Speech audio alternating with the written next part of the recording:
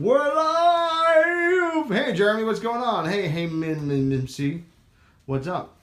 What's up, guys? Jabberwocky Waffle, Miss Love, John Enormous, TJ Space Person, Man Cave, Fireman, Forest God, Jill, Ashley. I missed a lot of you guys, but I'm glad you're here. Hey, everybody! We are here in Los Angeles, California at the world-famous World Comedy Studios. What's up, Hendrickson? And what's up, some black kid? And hey, what's up, Doug? That's Doug. So, guys, happy Friday. What's up, Candace? How are you? Did you get my email? What's up, Pope? Oh, my Josh. Hey, what's going on? Guys, we're about to have a rollicking good time. Hey, it's Aaron Marsh. Oh, hey, guys. I was just talking to Doug. Crazy. Good, Candace. Good. I hope you can be my student in March. So check it out, guys. We are the world's first online comedy club. What's up, Miss Love? What's up, Ryan Casanova? And we're World Comedy Studios. And at any point, you can go to World Comedy Club and look around and see what the fuck is going on. And this is our open mic. Not a professional show, but this is a show, a mic for comedians to work out material, which is what they're going to do. Good, Gabby. Good job. What up, homies? Watch my fucking language. Okay, Doug. And listen, we're about to present some comedians. You can watch them. If you like what they're doing, give them encouragement, give them hearts. If you don't like what they're doing, you know, just kind of wait until the next comic. But don't be rude, because then I'll block you, okay? It's an open mic. Be cool. Now, if you want to find out how to watch our professional show on Saturday, email me. My email is on my Periscope profile. You're a couple blocks away. Cool. Okay, what is the clock here? It's like a round device with numbers on it and two hands. Sometimes a second hand. It's really insane here in the States. A lot of them have gone digital, to be quite honest. So, here we go. Your first comedian is a new comic, relatively new member here at World Comedy Studios. Please welcome, he's not a new comic, he's a new member. Please welcome Doug Dixon. Yay. Thank you. Kind of stole it out the gate on that introduction, Aaron. I did. Not talking shit. Don't block me. Can you block me? I guess you can ban me from them. Hey, Periscope, what's going on? What's he doing? I blocked you. Oh, come on. Come on, man. After all we've been through. Good afternoon, guys. It's only February, man, and we're already seeing like 10,000 word manifestos about like the election on Facebook. It's only February. What are people doing? Aaron, are you typing a manifesto right now? Yes. About Bernie or Hillary or whatever? No. It's February, man. Chill out, people. That's what I'm saying, Periscope. Chill out. You guys probably heard Donald Trump's star on the Walk of Fame got painted with a swastika. And I saw the picture of it. I'm not sure if this is a good thing or a bad thing, but I immediately noticed that the swastika is backwards. I don't know what that says about me. Like, if I'm either really observant or I just have there's a dark side to me, maybe everything that you don't see is just Aryan white power tattoos, maybe. Might be it. Just covered in them. I mean, I'm from Oklahoma, so maybe, you know, it's a red state, voting-wise. And Oklahoma actually is a Choctaw word for land of the red people. And nowadays it means land of the rednecks, so that's nice. They just kind of adopted it. They killed all those guys and then just got out in the sun. I saw was leaving an open mic a few nights ago, saw a missing person sign. It was a flyer, picture of an old dude. It said missing since, it was like 3 weeks ago, and said age 77, suffering from Parkinson's and dementia, last seen, blah, blah, blah, blah, blah, blah, blah. They could have just saved a lot of time when they made that flyer and just said, this guy is dead, probably. They really should have just cut to the chase, I think. Just brevity. That, you know, that's the journalism major in me doing the talking right there. Just all about brevity, guys. Concisement. Or something. Punctuation. I don't know. Yeah. It's Friday. Happy about that. You know, I've been thinking a lot us Monday through Friday working people, we like to, all we think about is how fast can we get to Friday. Like Monday, Tuesday, Wednesday, Thursday, Friday, I gotta get there. And then like Friday evening rolls around and we just start guzzling alcohol and ingesting whatever recreational drug you might be into or several. And what happens? It just makes the weekend go by like that. Like how often have you showed up to work on Monday and you've been asked what'd you do over the weekend? Like, I have no idea. No idea. So I was thinking about that. So my new strategy now is Monday through Friday, I just get shit-faced. I drink all day, just get wasted. I'm doing blasting rails, popping Molly, and it makes the week go by just like that. And then when I get to the weekend, stone cold sober, and the weekend just drags. So I just stretch the weekend out. I think I'm onto something, guys. I think it's a genius plan. I fail to see a downside. And I recently learned if you get fucked up all during the week, eventually you won't have to go to work. So that's a nice little, there's an added bonus. That's what that is. I'm just trying to sober up right now before I get behind the wheel. You know, they say no one walks in LA. I think that's bullshit. I've hit at least a dozen pedestrians. Like, to that I say balderdash. Balderdash is what this young podcaster says. And I say at least a dozen. Who keeps track? And really, when you plow through a crowded pedestrian mall, you're not going to stop and get out and assess what you just did. You're getting out of there. Getting out of there, guys. That's what you're doing. Lesson for me, Periscope, if you take anything away from this set. I've got the body of an athlete, guys. I mean, I hit a jogger 2 days ago. I don't know what to do with this thing. And I say thing, don't know male or female. I mean, I hit it good. Real good. Yeah. And you can't just get rid of a body, it turns out. It's not like The Wire or anything like, there's just not that many abandoned buildings that you can break into. It's just not a thing. All right, guys. Well, cheers to the weekend. Periscope, Aaron, thank you guys. Excellent. Doug, Dixon, good set.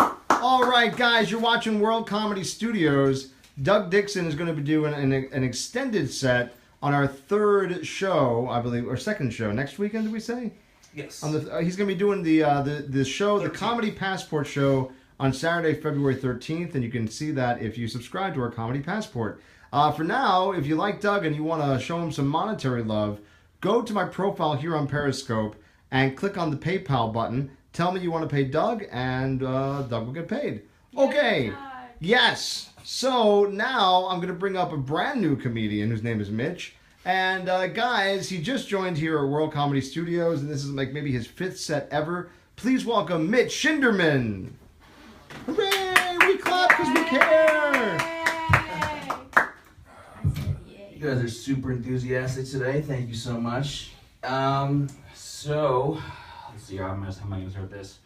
When I was 13, I met a beautiful girl at tennis camp, and we got super close over that 1 week, and she turned to me at the end of the week, and she said, you know, Mitch, I think I'm ready to take our relationship to the next step. I think I want to have cyber sex.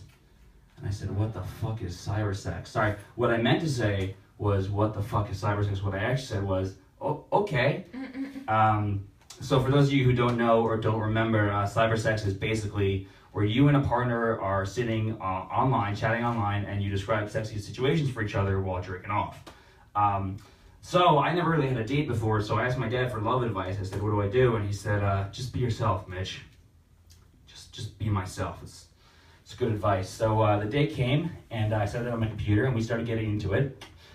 But when it was my turn to describe the sexy situation, I blanked out. Like, I had absolutely fucking nothing.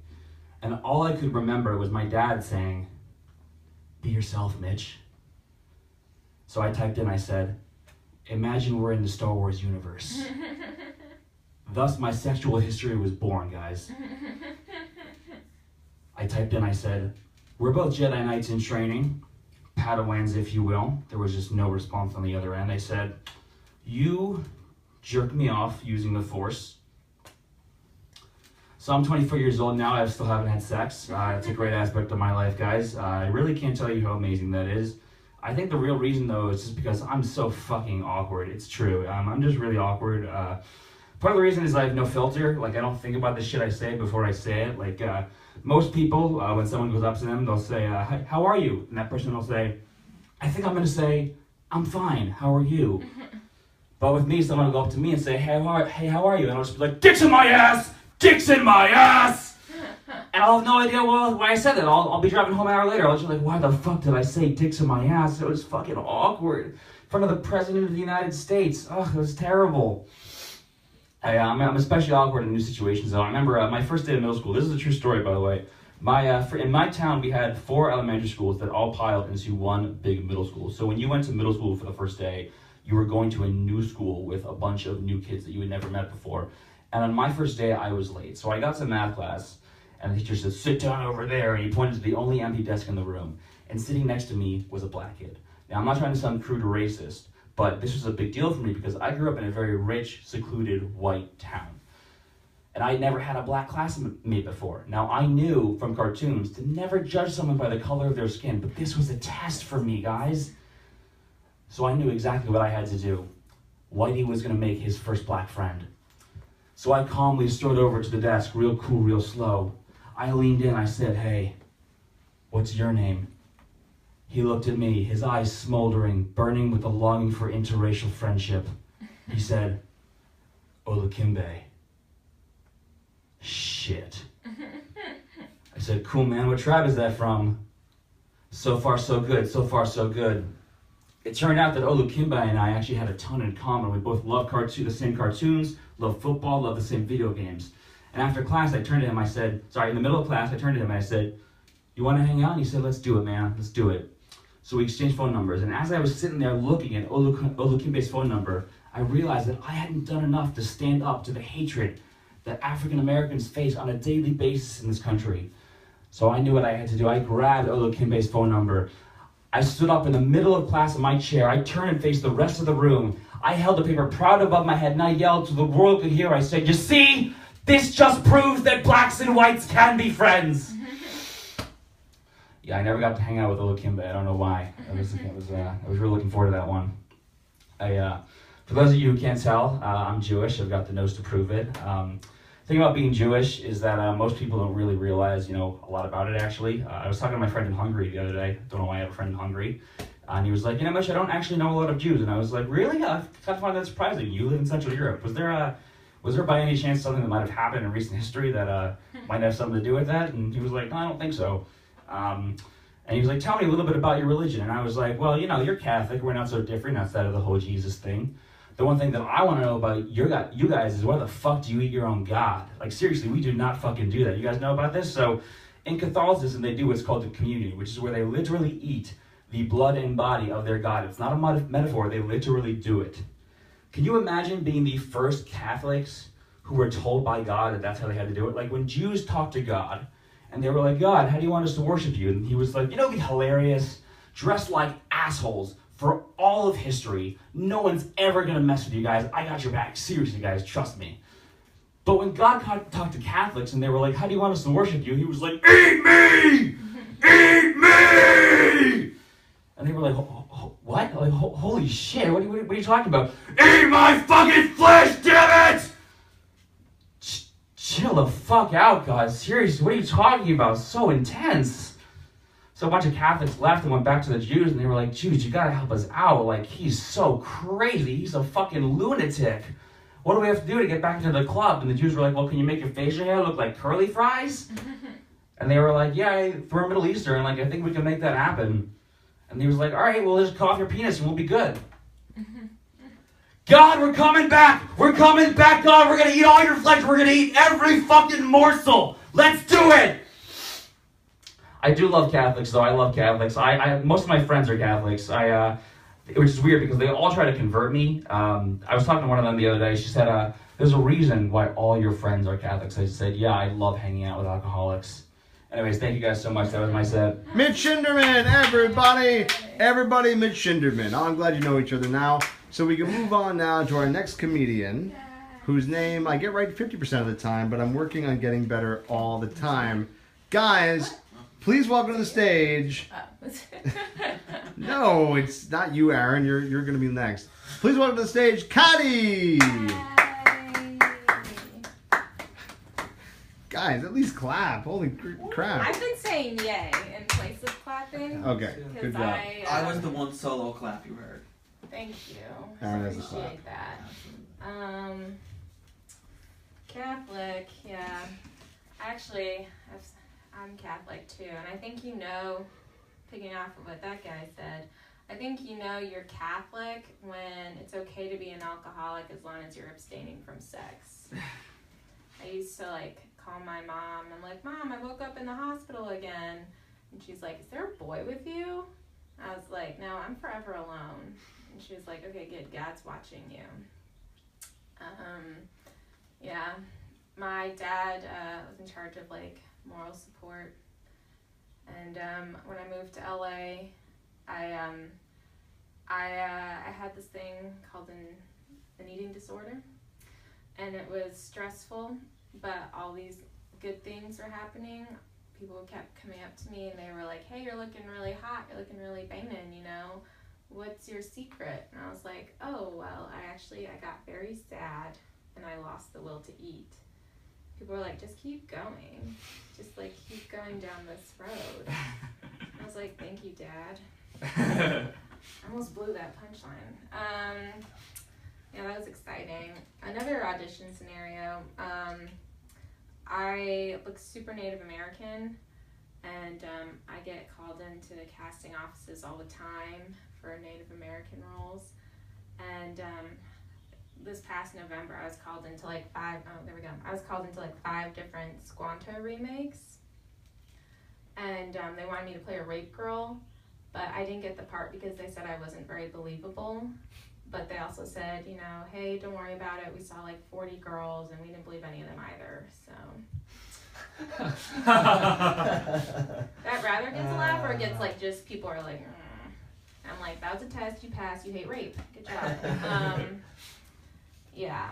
I recently had an abortion scare and thank you. I have sex now. It's so exciting. It only took 24 years.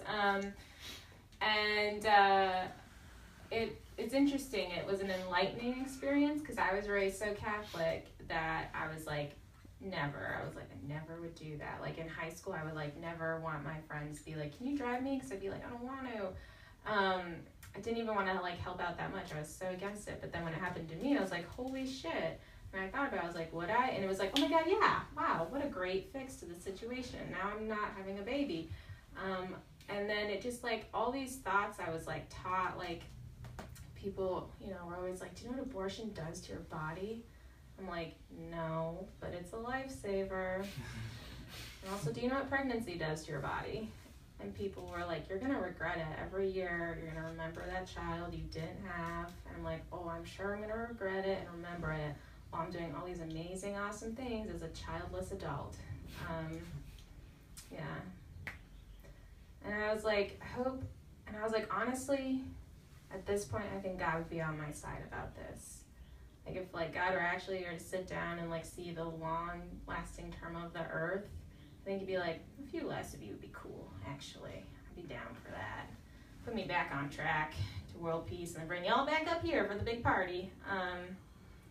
So yeah. Sorry, I'm all spaced out. Does anyone know the purpose of a frat boy? Were you a frat boy? How, okay. I thought so. Alright. Don't listen to this joke. I don't get, you were a frat boy a while ago though, yeah? Yeah. Okay. And I was you were not typical. You were not the ones that we're breeding today. No. Yeah. No. He's different. I was aware. Yeah, I was aware. Anyways, I think we could save the purpose of a frat boy nowadays if we just gallivant or what is it if we remember who Teddy Roosevelt was, because Teddy Roosevelt was a frat boy with a purpose. He was enrolled in the army. I can't actually remember all of it because I was a hippie, so I smoked a lot of weed. But I do know he was in the Army and that he, like, made his own, like, platoon. They're like, that wasn't necessary, Teddy. He's like, no, it's cool. I named them. They're the Rough Riders. And they, like, drunkenly conquered a hill during the Spanish-American War. And they're like, that was obnoxious, Teddy, but thank you for doing that. You know what I mean?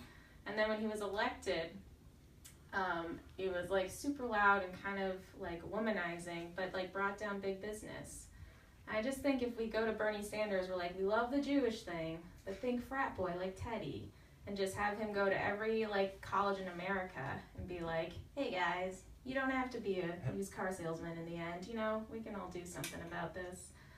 I really got to fix that one. But thank you for listening. All right. Connie, everybody. And yes, to answer your guys' questions online, these open mics are filled with only comedians, not usually audience members. The shows we're going to start this Saturday are filled with audience. In fact, we are down to our last seat. Otherwise, we are sold out. Okay, so we have one more comedian. Before we get to that comic, I want to tell you about the new Passport subscription service, guys. If you go to worldcomedy.club, you'll notice a new menu up top. And one of those things is Comedy Passport. And if you click on that, you can subscribe. And what that gets you, it gets you a 5-camera shoot, a live streaming 5-camera shoot, camera for the audience, 1 camera to pick up the comic, another camera to pick up the comic. There's a camera in the green room. There's a camera in the broadcast room. It's actually a 6-camera shoot. And then there's also going to be a virtual reality camera up here. It also gets you exclusive access to our podcast, early access, and a lot of other exclusive video. And it is $5 for the first month for 4 shows, a bunch of podcasts, a whole bunch of stuff. It's pretty awesome. We do private Periscopes each day as well. I know. I'm sorry about the camera work. Okay.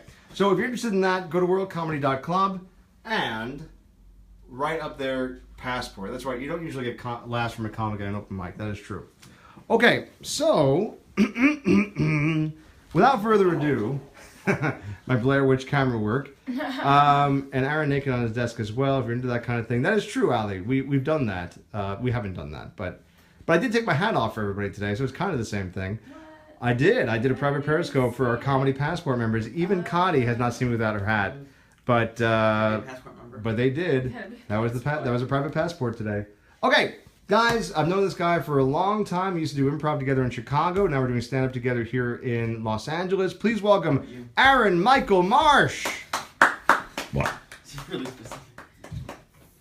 Hello, everybody. Thank you for the delayed clap. I'm Aaron Michael Marsh. Okay. Now it's super delayed. I've actually known Aaron for... Thank you. I'll do it all day. I've known you for 15 years, and I've never seen him without his hat on because I'm not a Passport member.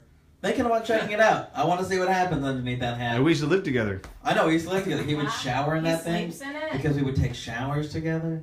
Because That's not what happened. Take showers together. 2 Aarons, 1 shower. Yeah, we only had 1 shower, like, you gotta just be economical about it. Right. Saving water. Exactly. We would shower with beer We would shower with beer. to save extra water. Yeah, shower beers.